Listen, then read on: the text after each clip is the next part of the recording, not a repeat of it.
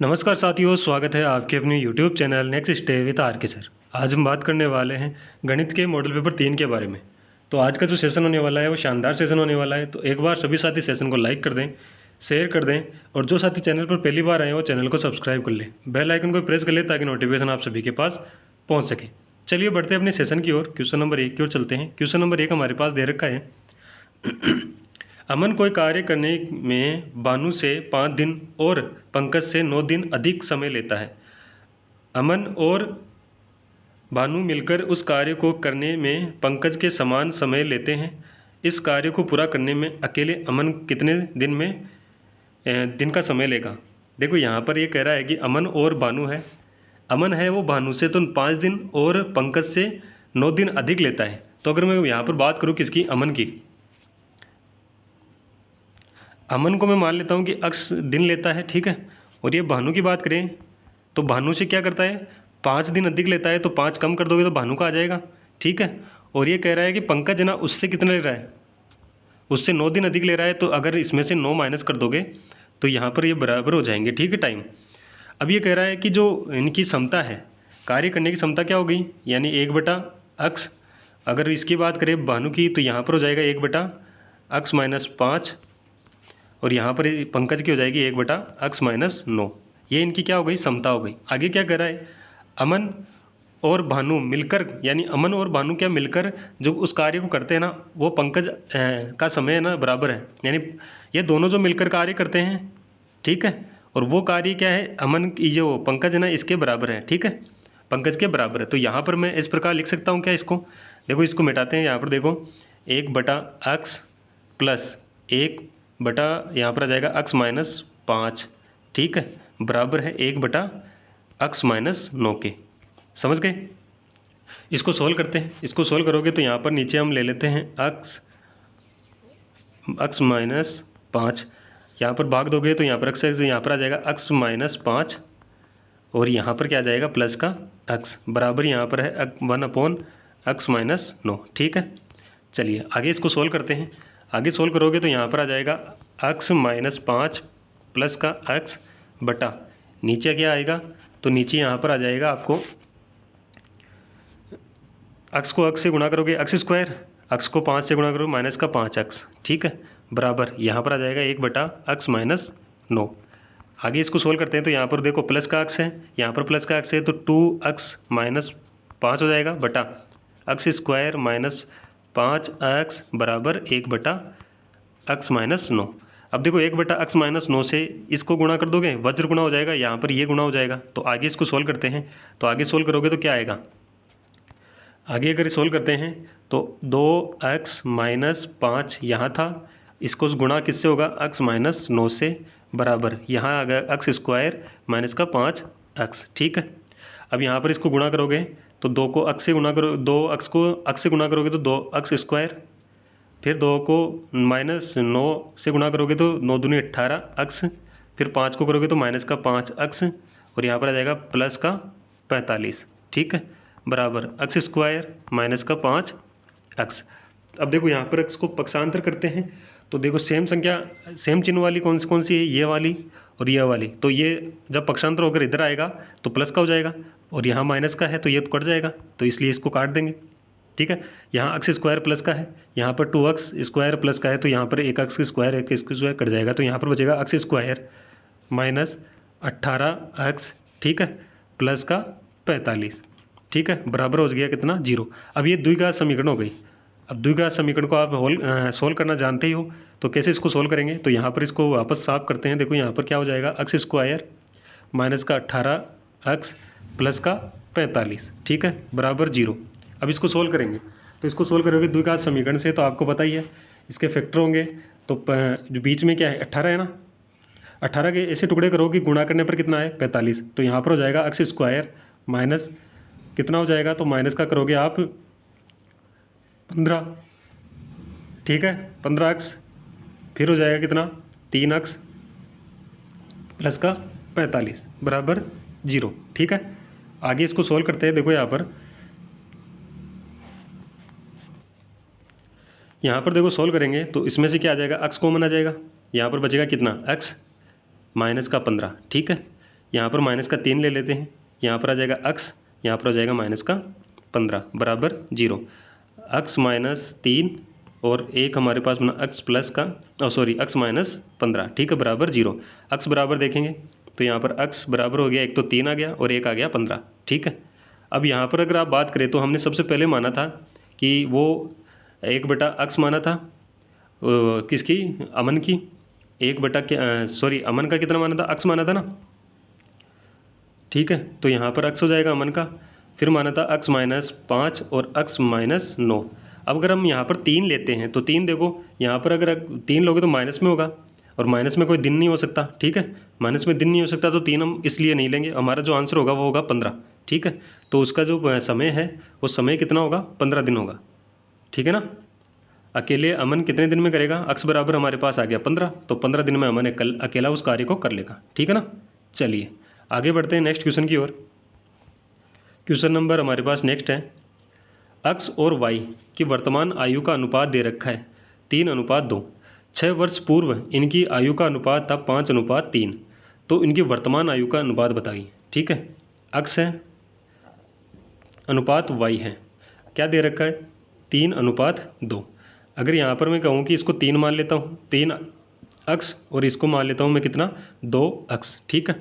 ये क्या है, वर्तमान की क्या है, आयु है, ठीक है। अब ये कह रहा है 6 वर्ष पूर्व, 6 वर्ष पूर्व यानी 6 वर्ष पहले, 6 वर्ष पहले यानी 3x माइनस 6 अनुपात हो जाएगा 2x माइनस का 6। अब किसके बराबर हैं, तो इनका अनुपात है हमारे पास है, तो मैं इसको इस प्रकार लिख सकता हूँ कि बटे में लिख देता हूँ, देखो यहाँ पर इसको बटे में लिख देता हूँ, देखो यहाँ पर हो गया 2x माइनस का 6 बराबर किसके बराबर है, अभी जो 6 वर्ष बाद के जो 6 वर्ष पहले का अनुपात था वो था 5:3, ठीक है। इसको सोल्व करेंगे तो यहाँ पर क्या आ जाएगा, 3 वज्र गुणा करेंगे, 3 इससे सोल्व होगा और ये 5 इसके साथ गुणा होगा, तो देखो 3 को 3 से गुणा किया 9x, ठीक है, 3 को 6 से किया माइनस का 18 बराबर यहाँ पर हो गया 5 दूनी 10x, ठीक है। 5 को 6 से किया 5 6 30, ठीक है।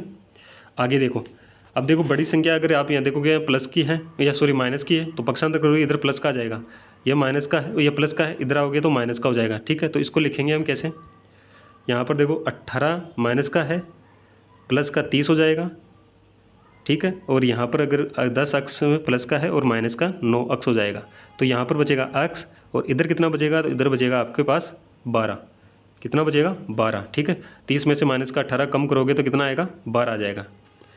x की वैल्यू आ गई हमारे पास। अब ये कह रहा है वर्तमान की ये मानी थी हमने, तो वर्तमान की अगर x की बात करें तो x के साथ 3 x थी, x की वैल्यू हमारे पास है कितनी 12, तो 12 36, ठीक है। y की जो वैल्यू थी वो थी 2x की 12, तो 12 दूना 24। अब ये कह रहा है कि वर्तमान आयु का योग निकालना है। वर्तमान आयु आ गई हमारे पास 36 और 24, 36 और 24 का योग करोगे तो कितना आएगा, 10 की 0 हासिल की 1, 5 और 1 6, 60 आएगा, ठीक है। कितना आएगा 60, यानी इन दोनों की जो वर्तमान आयु है उसका योग कितना है, 60 वर्ष है, ठीक है। तो यहाँ पर ऑप्शन कौन सा हो जाएगा, तो ऑप्शन डी हो जाएगा राइट आंसर। ऑप्शन डी क्या हो जाएगा, राइट आंसर। समझ में आ गया, चलिए एक बार समझ में आ गया तो लाइक कर दीजिए, शेयर कर दीजिए, ठीक है। चलिए आगे बढ़ते हैं नेक्स्ट क्वेश्चन की ओर। नेक्स्ट क्वेश्चन हमारे पास दे रखा है, यदि x का जो 2 गुणा 3 बराबर y का 3/4 बराबर z का 4/5, तो x अनुपात y अनुपात z बताइए। ये कह रहा है कि x का कितना है 2/3 बराबर है किसके, y के 3/4 के, ठीक है, बराबर है z के 4/5 के। ये क्या है, बराबर है, ठीक है।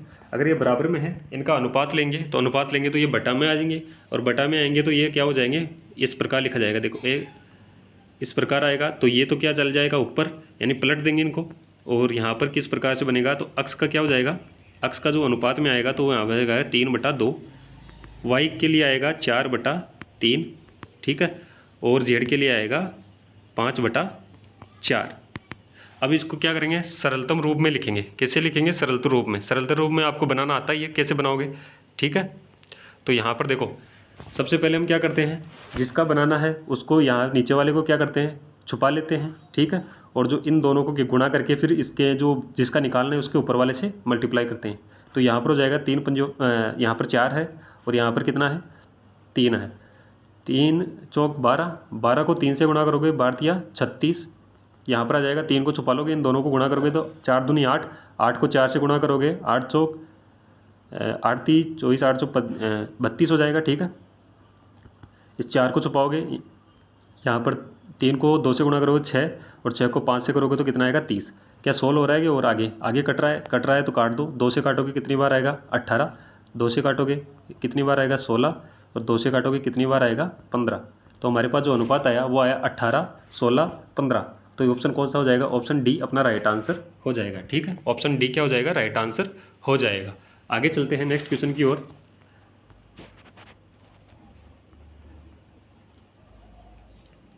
क्वेश्चन नंबर दे रखा है नेक्स्ट हमारे पास है, क्रमश 28 और 40 औसत अंक वाले छात्रों की 2 कक्षाओं को संयोजित करने पर प्राप्त कुल औसत अंक 30 है।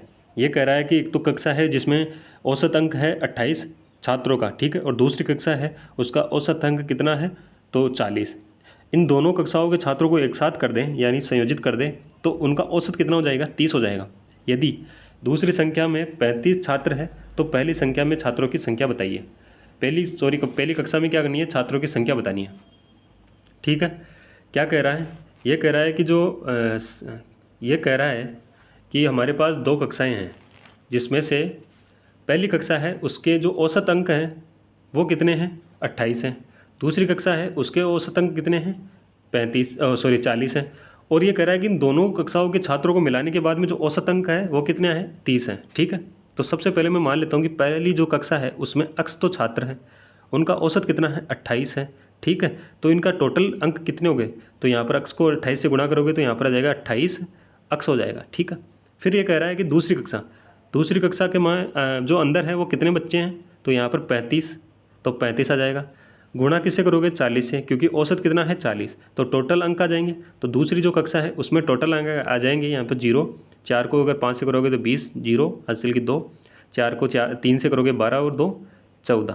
ठीक है, यहाँ पर कितना आ जाएगा 1400 आ जाएगा। ठीक है, चलिए आगे बढ़ें। आगे क्या कह रहा है, ये कह रहा है कि इन दोनों कक्षाओं को क्या कर दें, मिला दें, दोनों कक्षाओं के छात्रों को मिला दें, यानी कि अक्स छात्रों को प्लस का 35 छात्रों को। ठीक है, मिला दिया और ये कह रहा है इनका औसत कितना है, तो इनका औसत हो जाएगा कितना 30, इनका औसत कितना हो जाएगा 30 हो जाएगा। ठीक है, अब ये कह रहा है कि ये जो 30 है ये टोटल का औसत है, और यहाँ पर अगर मैं बात करूँ तो ये भी क्या है, सॉरी यहाँ पर ये भी क्या है टोटल का है, तो इनको क्या कर दें बराबर कर दें, बराबर कर सकते हैं ना। क्यों कर सकते हैं, क्योंकि देखो दोनों क्लासों का जो हम टोटल करेंगे तो भी इतना ही आएगा और इनके जो अलग अलग टोटल करोगे तो भी इतना ही आएगा। तो यहाँ पर हो जाएगा 28 अक्स प्लस का 1400।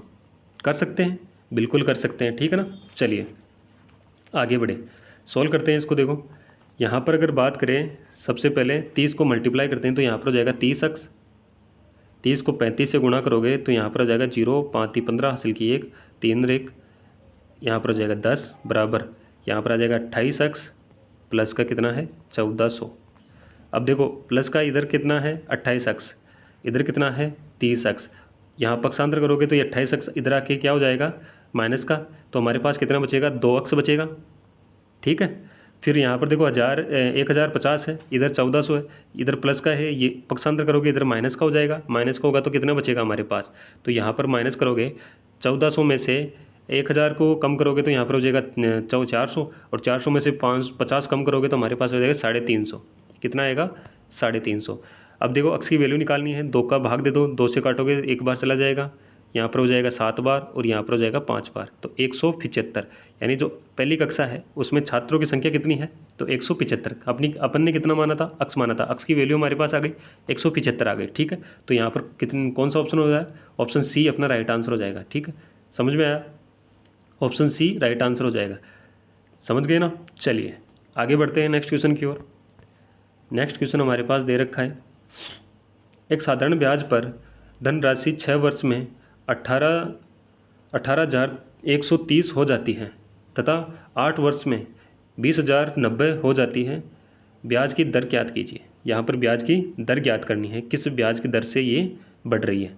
ठीक है, तो यहाँ पर सबसे पहले अगर बात करें तो ये कितने वर्ष का है, तो ये है हमारे पास 6 वर्ष का, और ये कितने वर्ष का है, तो ये है 8 वर्ष का। अगर मैं 6 वर्ष से 8 वर्ष में से 6 वर्ष के धन को घटा दूँ तो हमारे पास 2 वर्ष का धन आ जाएगा। तो यहाँ पर हो जाएगा कौन सा, 2 वर्ष का धन निकाल लेंगे यहाँ पर, तो 20,090 में से 18,130 को माइनस करोगे तो हमारे पास आएगा 1960। अब ये कितने वर्ष का है, 2 वर्ष का है। कितने वर्ष का है, 2 वर्ष का। अगर 1 वर्ष का निकालोगे तो क्या करोगे, इसमें 2 का भाग दे दोगे, तो यहाँ पर आ जाएगा 1 वर्ष का। 1 वर्ष का ऐसा ही निकालोगे तो यहाँ पर आ जाएगा 1960 बटा 2 का भाग दोगे तो हमारे पास आएगा 980। कितना आएगा, 980। ठीक है, अब हमारे पास 980 आ गया। अगर बात करें तो जो ये है, ये क्या है, ये मिश्र धन है। कितने वर्ष का, 6 वर्ष का। हमारे पास 1 वर्ष का क्या आया, ब्याज आ गया। कितना आया, 980। अगर इसको मैं 6 से गुणा कर दूं तो ये क्या हो जाएगा, 6 वर्ष का ब्याज हो जाएगा। अब 6 वर्ष के ब्याज में से 6 वर्ष के ब्याज को 6 वर्ष के मिश्र धन में से घटाओगे तो हमारे पास क्या आ जाएगा, मूलधन आ जाएगा। तो यहाँ पर हो जाएगा, यहाँ पर अगर बात करें 18,130 माइनस 6 गुणा 980 बराबर, यहाँ पर क्या आ जाएगा, यहाँ पर आ जाएगा हमारे पास प्रिंसिपल आ जाएगा, यानी कि मूलधन आ जाएगा। ठीक है, मूलधन निकालोगे, जीरो का जीरो, यहाँ पर देखो अगर इसको बात करें तो 18,130 को 6 से गुणा कर लो पहले, 0 6 8 48 का 8 हासिल की 4। ठीक है, 6 9 54, 54 और 4 58। इसको माइनस करोगे तो हमारे पास जो मूलधन आएगा वो कितना आएगा, 12,250। ठीक है, 12,250 आ जाएगा। अब रेट निकाल लोगे, देखो मूलधन दे रखा है, टाइम हमारे पास आ ही गया। ठीक है, टाइम तो पता ही है, 1 साल का टाइम पता है, 1 साल का ब्याज पता है, तो वो आप फॉर्मूले में रख सकते हो। तो फॉर्मूला क्या होता है, फॉर्मूला लिख देता हूँ मैं। देखो यहाँ पर रेट निकालोगे तो रेट बराबर यहाँ पर हो जाएगा सिंपल इंटरेस्ट इंटू 100 बटा प्रिंसिपल इंटू टाइम। अब सिंपल इंटरेस्ट कितना था 1 साल का, 980 गुणा करोगे किससे, 100 से, बटा भाग किसका दोगे, यानी प्रिंसिपल कितना आया अपने पास 12,050। ठीक है, 250 आ गया, और गुणा किससे करोगे, 1 से। टाइम कितना है, 1 वर्ष का लिया, काट दो, 0 से 0 चला गया, 25 से काटोगे तो यहाँ पर आ जाएगा कितना, 25 चौका 100, 25 से काटा, 25 चौका 100, आगे बचेगा कितना 22, और 22 के साथ 5 लगाओगे तो यहाँ का जाएगा 225, तो 8 और 1 9। ठीक है, यहाँ पर आ जाएगा 49। इसको 49 को अगर यहाँ पर देखो, 49 एकम 49, 49 दूना 98, 2 को 4 से गुणा करोगे तो यहाँ पर आ जाएगा 8, और 8 कितनी परसेंटेज, समझ गए। चलिए ऑप्शन कौन सा होगा, तो ऑप्शन डी अपना राइट आंसर हो जाएगा। समझ में आ गया होगा। आगे बढ़े नेक्स्ट क्वेश्चन की ओर। तो नेक्स्ट क्वेश्चन की ओर चलते हैं। क्वेश्चन नंबर हमारे पास दे रखा है नेक्स्ट। ये कह रहा है कि चक्रवर्ती ब्याज की किस वार्षिक दर पर 5,000 की राशि 2 वर्ष पश्चात 5,724.50 हो जाती है। ये कह रहा है कि जो दर निकालनी है, टाइम दे रखा है, प्रिंसिपल दे रखा है, और हमारे पास वो दे रखा है कि मिश्र धन दे रखा है। ठीक है, तो हमें टाइम निकाल लोगे आसानी से, फॉर्मूले से भी निकाल सकते हो, एक शॉर्ट ट्रिक से भी निकाल सकते हो। ठीक है, सबसे पहले हम फॉर्मूले की बात करते हैं। तो फॉर्मूला यहाँ पर देखते हैं, फॉर्मूला क्या है, तो आप सभी को पता है फॉर्मूला क्या है, प्रिंसिपल 1 प्लस रेट अपॉन 100, यहाँ पर आ जाएगा टाइम बराबर अमाउंट। ठीक है, फॉर्मूला है, आपको पता ही है, फॉर्मूले में मान रख देंगे। देखो प्रिंसिपल कितना है 5,000, तो 5,000 प्लस का 1 प्लस 1, यहाँ पर हमें रेट निकालनी है तो रेट ऐसे कैसे आ जाएगा बटा 100। टाइम कितना है 2, और अमाउंट कितना दे रखा है, तो यहाँ पर आ जाएगा 5,724 बटा .50 गुणा हो रहा है, पक्षांतर करोगे भाग लग जाएगा, तो यहाँ पर आ जाएगा कितना, इसको लिखोगे 1 प्लस रेट बटा 100, यहाँ पर आ जाएगा स्क्वायर 5,724.50 बटा 5,000, पॉइंट हटाओगे 2 0, एक जीरो से एक जीरो गया, ठीक है। 5 से काट दो, कट रहा है क्या 5 से काट देते हैं। देखो यहाँ पर 5 से काटोगे नीचे आएगा कितना 10,000, ठीक है। 5 से काटोगे तो यहाँ पर आ जाएगा 5 एकम 5, फिर 5 एकम 5 बच गया 2, 5 चौक 20 बच गया 2, 5 चौक 20 बच गया 5, 5 नाम 9 पंजो 45, ठीक है। नीचे आ गया कितना 10,000, ठीक है। यहाँ पर 1 प्लस R/100 का स्क्वायर है, स्क्वायर को हटाओगे तो इधर आ जाएगा रूट से बाहर निकालोगे तो ये कितने का है, ये तो हो जाएगा हमारे पास 100 का। अब इसकी बात करें तो ये कितने का है, तो यहाँ पर अगर आप निकालोगे तो ये है किसका 107 का, किसका है 107 का अंडररूट है, ठीक है। तो यहाँ पर कितना आ जाएगा हमारे पास जो वैल्यू आई वो आई 1 प्लस R/100 बराबर 107/100। तो यहाँ पर इसको सोल्व करते हैं। देखो यहाँ पर आ जाएगा 1 प्लस R/100 बराबर 107/100, ठीक है। अब इसको सोल्व करेंगे तो यहाँ पर क्या हो जाएगा 100 प्लस का R/100 बराबर 107/100। 100 से 100 चला गया, इधर 100 प्लस का है, इधर आएगा माइनस का हो जाएगा, तो R 107 माइनस 100। अब R बराबर हमारे पास आई 7%, ठीक है। तो इसकी जो वैल्यू आई वो कितनी आई 7%। ऑप्शन कौन सा हो जाएगा डी राइट आंसर हो जाएगा। ये तो हुआ हमारा फॉर्मूले वाइज मेथड। अब इसकी बात करें कि 100 ट्रिक है तो कितना है प्रिंस हमारे पास अमाउंट 5000, अनुपात कितना बन गया, ये बन गया कितना 5724.50, ठीक है। अब इसके लिए क्या करते हैं, देखो 2 वर्ष के लिए है तो पूर्ण वर्ग बनेगा, 3 वर्ष के लिए आए तो पूर्ण घन बनेगा, ठीक है। तो यहाँ पर क्या हो जाएगा, इसको सोल्व करोगे तो यहाँ पर सोल्व करोगे पॉइंट हटाओगे, नीचे क्या आएगा 100। अब नीचे 100 है तो इधर चला जाएगा तो दोनों जीरो इधर चले जाएंगे, तो यहाँ पर आ जाएगा पॉइंट हटाते ही, पॉइंट हटा तो इधर 2 जीरो लग गए, ठीक है। अब 1 जीरो से 1 जीरो कट गया, यहाँ पर 5 से काटोगे तो 5 एकम 5 10,000, वही 5 से काटोगे तो एक बार, फिर एक बार, यहाँ पर आ जाएगा 4 बार, फिर 4 बार और फिर 9 बार। अब यहाँ पर देखो अगर इसको और काटोगे तो काट सकते हो, लेकिन यहाँ पर देखो 10,000 है, ये किसका स्क्वायर है, तो ये हो जाएगा 100 का स्क्वायर। इसकी बात करें तो ये किसका स्क्वायर है, अभी हमने निकाला था 107 का स्क्वायर है, ठीक है। अब आपको पता है किसका बढ़ रहा है, 100 से 7 ज़्यादा है तो 7% अपनी राइट आंसर हो जाएगा, ठीक है। इस प्रकार से भी आप इसको कर सकते हो।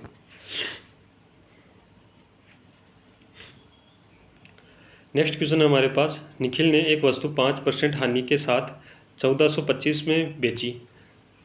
10% लाभ अर्जित करने के लिए वो उस वस्तु पर कितने में बेचना चाहिए। देखो यहाँ पर अगर बात करें तो 5% हानि पर 1425 रुपये बेच रहा है, तो इसका मतलब 95% की वैल्यू है वो हमारे पास कितनी है 1425 रुपये। 110 की वैल्यू हमें निकालोगे तो 10% का क्या हो जाएगा, लाभ हो जाएगा।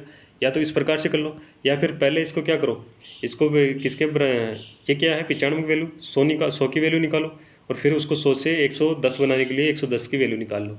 दोनों तरीके से निकाल सकते हैं, लेकिन यहाँ पर देखो मैं करता हूँ 1425 बटा किसकी वैल्यू है 95 की वैल्यू है, किसकी निकालनी है 110 की वैल्यू निकालनी है, प्रॉफिट की सही है, ठीक है। 5 से काटोगे 5 एकम 5, 5 9 45, 5 से काटोगे 5 दूनी 10, ठीक है। बच के कितना 4, 42, 5 6 अंटे 40, बच के कितना 2 के साथ 25, ठीक है। आगे निकालो 19 से निकालोगे 19 एकम 19, 19 से काटोगे 19 एकम 19, ठीक है। कितना बच गया 19 का यानी कि 9 बच गया, 9 के साथ 5 लगेगा 95, 19 का भाग दोगे तो कितनी बार जाएगा 5 बार, तो यहाँ पर आ गया कितना 15, ठीक है। कितना आ गया 15 आ गया। तो हमारे पास जो वैल्यू आई 15 गुणा 110, 15 गुणा 110 जीरो आ जाएगा, 15 एकम 15 का 5 हासिल की 1, 15 एकम 15 और 1 16 यानी 1650। 10% के लाभ पर वो वस्तु कितने की हो जाएगी 1650 रुपये की। ऑप्शन कौन सा हो जाएगा, तो ऑप्शन डी अपना राइट आंसर हो जाएगा, ठीक है। चलिए आगे बढ़ते हैं नेक्स्ट क्वेश्चन की ओर। क्वेश्चन नंबर नेक्स्ट हमारे पास दे रखा है, एक दुकानदार एक गेंद को 39 में बेचने पर 30% लाभ प्राप्त करता है। यानी 39 रुपीज़ में ये क्या करता है, 30% प्रॉफिट करता है। ठीक है, अगर 40% प्रॉफिट चाहिए तो उस गेंद को कितने मूल्य में बेचना होगा। ठीक है, कितने रुपए में बेचना होगा कि वो कितना प्रॉफिट हो जाए, 40% प्रॉफिट हो जाए। तो यहाँ पर अगर मैं बात करूँ 39 किसकी वैल्यू है, 30% प्रॉफिट के साथ की वैल्यू। तो यहाँ पर हो जाएगा 39/130। ठीक है, 130 हो जाएगा। सही है ना, समझ गए क्यों आया है ऐसा। आगे ये कह रहा है 40% प्रॉफिट चाहिए तो 140, जीरो से जीरो गया, 13 से काटोगे 13 कम 13, 13 तिया 39, 14 से 3 को गुणा करोगे 3 × 14 कितना आया, 14 कम 14 तो 28, 14 42, यानी कि ऑप्शन कौन सा हो जाएगा, ऑप्शन हो जाएगा सी। 42 रुपये में बेचोगे तो उसमें क्या कितना होगा, 40 रुपये का क्या होगा, सॉरी 40% का क्या होगा, लाभ होगा। ठीक है, 42 रुपये में बेचने पर 40% का क्या हो रहा है, लाभ हो रहा है। ठीक है, चलिए आगे बढ़ते हैं नेक्स्ट क्वेश्चन की ओर।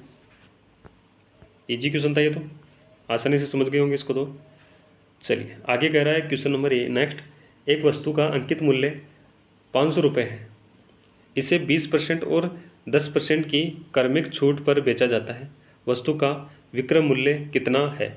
दो क्रमिक छूट दे रखी है, कितनी है, 20% और 10%। तो ये 500 रुपये उस पर अंकित है। ठीक है, 20% छूट देने के बाद में कितना बचता है, 80/100।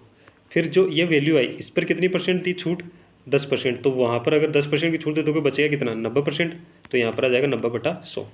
2 जीरो से 2 जीरो, इन 2 जीरो से ये 2 जीरो। ठीक है, 5 से काटोगे, 5 से गुणा करोगे किसको, 8 को, तो 5 × 40 गुणा 9 को करोगे तो 9 चौक 36, 360 रुपये। यानी कि जो वस्तु है अब वो कितने की है, उसका विक्रय मूल्य कितना हो गया, तो विक्रय मूल्य हो गया हमारे पास 360 रुपये। तो 360 अपने पास ऑप्शन सी के अंदर है, तो ऑप्शन सी अपना राइट आंसर हो जाएगा। समझ में आ गया कैसे किया। ठीक है, चलिए आगे बढ़े, नेक्स्ट क्वेश्चन की ओर चलते हैं। नेक्स्ट क्वेश्चन हमारे पास है,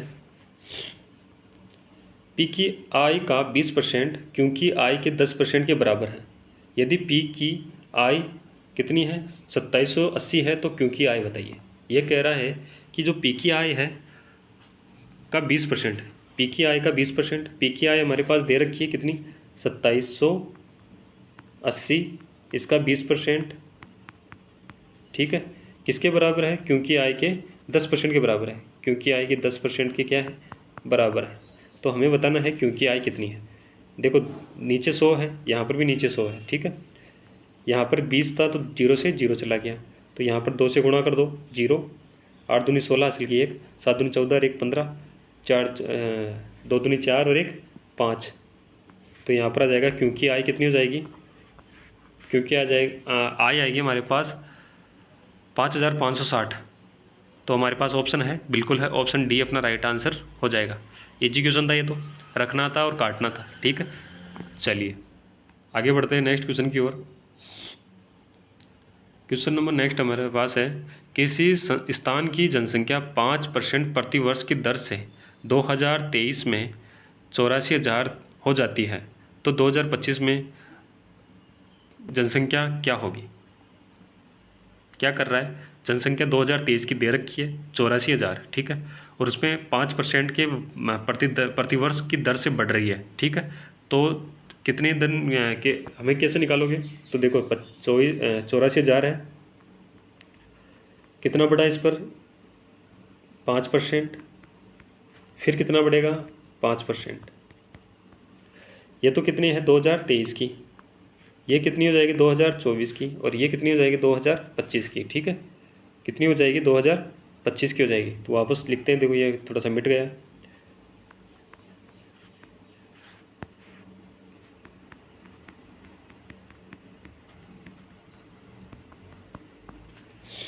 देखो 2 जीरो से 2 जीरो, 1 जीरो से 1 जीरो, यहाँ पर काटोगे 5 से काटोगे 2 बार, 5 से काटोगे तो यहाँ पर आ जाएगा 21, 2 से काटोगे तो यहाँ पर आ जाएगा कितना 4 2 42। ठीक है, तो हमारे पास जो है 42 × 105 × 21। ठीक है, अब इसको सोल्व करते हैं। इसको सोल्व करोगे तो यहाँ पर कितना आ जाएगा, सबसे पहले हम सोल्व करते हैं किसको, 42 को सोल्व करते हैं 105 के साथ, तो 42 105 बटा 42, 10 हो जाएगा, यहाँ पर आ जाएगा 2, यहाँ पर 20 और यहाँ पर हो जाएगा 4, तो अपने पास आएगा,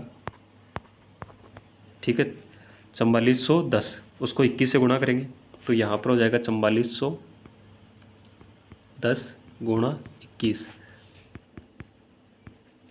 0 तो 0 आ जाएगा, ठीक है। 21 को करोगे यहाँ पर 44 से 21 को 1 4 गुणा 2 8 8, तो यहाँ पर आ जाएगा 1 6, ठीक है। यहाँ पर आ जाएगा 12 का 2 हासिल की 1 8 और 1 9, 9000 सॉरी 92,610, 92,610 कौन सा ऑप्शन है? ऑप्शन बी है, ऑप्शन बी अपना राइट आंसर हो जाएगा, ठीक है। समझ गए? चलिए आगे बढ़ते हैं।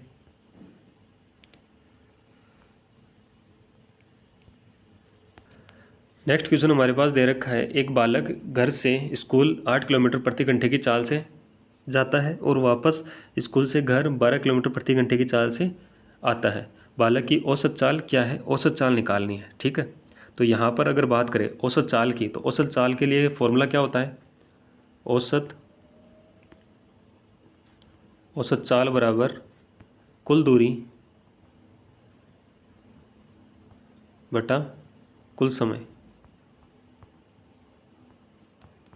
यहाँ पर अगर बात करें दूरी की, तो दूरी कितनी है? तो दूरी मान लेते हैं कि d है जाने की और d है आने की, तो हमारे पास जो कुल दूरी आएगी वो 2d आ जाएगी, ठीक है। घर से स्कूल जाएगा तो d दूरी तय करेगा और स्कूल से घर आएगा तो वही d दूरी तय करेगा, तो हमारे पास टोटल दूरी कितनी आ गई? टोटल दूरी आ गई हमारे पास 2d, ठीक है। अब बात करें किसकी? कुल समय की। तो कुल समय का अगर आपको पता है फॉर्मूला क्या होता है? समय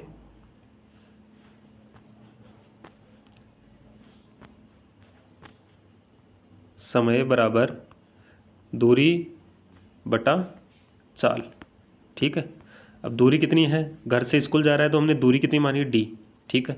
चाल कितनी है? तो चाल है 8 किलोमीटर प्रति घंटा, तो 8। दूसरी अगर बात करें किसकी? दूसरी दूरी की, यानी कि वापस आते के टाइम की, वापस आएगा तो वो कितना आएगा? d आएगा किससे? 12 किलोमीटर प्रति घंटे। अगर इसका कुल दूरी निकालोगे तो यहाँ पर अब इसको कुल दूरी के लिए क्या करोगे? जोड़ोगे तो यहाँ पर नीचे क्या आएगा? नीचे आ जाएगा हमारे पास 24, एलसीएम 24 आ गया। 8 का भाग देंगे कितनी बार जाएगा? 8 3 24 3 बार, तो यहाँ पर 3d आ जाएगा, प्लस इसमें आ जाएगा 2d। तो टोटल हमारे पास जो दूरी टोटल जो समय आया वो कुल समय कितना आया? 5d/24। कितना आया? 5d/24। फॉर्मूला है, पता है ना? चलिए टोटल दूरी हमें मिल गई, कुल दूरी कितनी है? 2d। टोटल समय मिल गया, टोटल समय कितना है?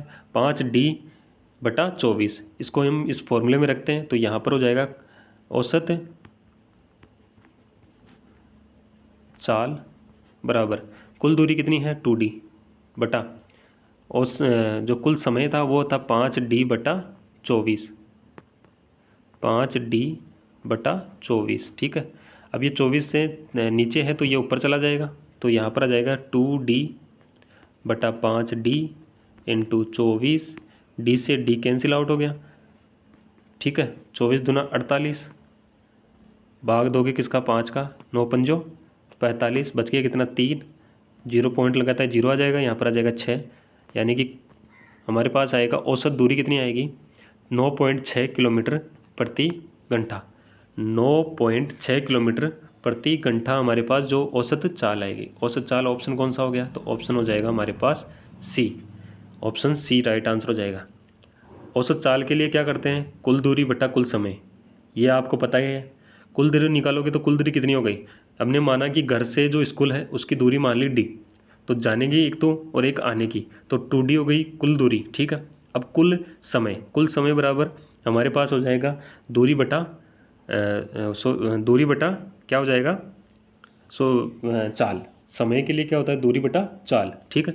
दूरी कितनी? d, चाल कितना? घर से स्कूल जाने के लिए 8 किलोमीटर प्रति घंटा, तो हमारे पास आ जाएगा d/8। फिर दूसरी दूरी यानी स्कूल से घर आने की, तो दूरी कितनी? d, चाल कितनी? तो यहाँ पर हो जाएगा d/12, ठीक है। इनका कुल निकालने के लिए क्या करोगे, दोनों को जोड़ोगे, दोनों को जोड़ा तो d/8 और प्लस d/12, 8 और 12 का एलसीएम ले लिया। एलसीएम कितना आया हमारे पास 24, उसको सोल्व किया, सोल्व करने के बाद हमारे पास आया 5/24। ठीक है, उसके बाद में वो मान रखना है, मान रखने के सोल्व कर लेना। ठीक है, चलिए आगे बढ़ते हैं। आज के लिए इतना ही। तो सेशन कैसा लगा, अगर अच्छा लगा तो सेशन को लाइक कर देना, शेयर कर देना। चैनल पर जो साथी पहली बार आए हैं वो चैनल को सब्सक्राइब कर लेना, बेल आइकन को प्रेस कर लेना ताकि नोटिफिकेशन आप सभी के पास पहुंच सके। अगर आपको कोई भी डाउट है, कोई भी क्यूरी है तो आप कमेंट के माध्यम से बता दीजिएगा। नेक्स्ट वीडियो में उसका सॉल्यूशन आपको दे दिया जाएगा। धन्यवाद। जय हिंद, जय भारत।